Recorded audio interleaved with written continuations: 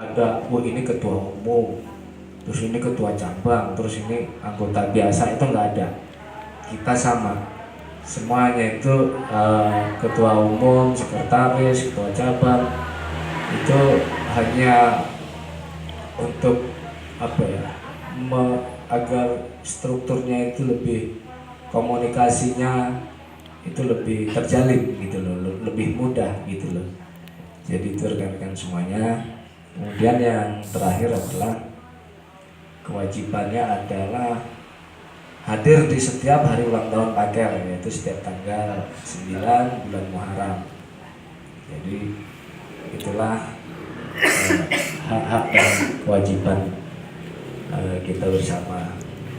Kalau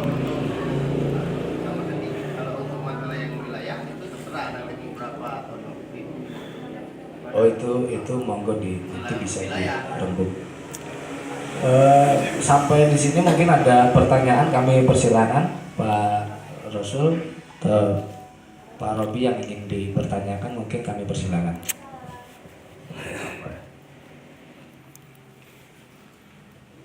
Mungkin keberatan atau mungkin bantah, kami persilakan.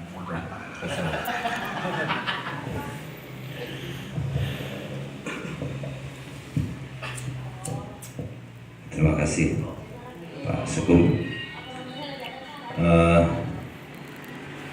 Sebenarnya yang masih jadi PR buat kami ini tentang struktur organisasi ke bawahnya. Kami mohon petunjuk nanti di skema struktur biar kami nanti bisa mengisi poin-poin dari kepengurusannya. Kayaknya kalau yang lain-lain kayaknya sudah paham lah nanti penggalan.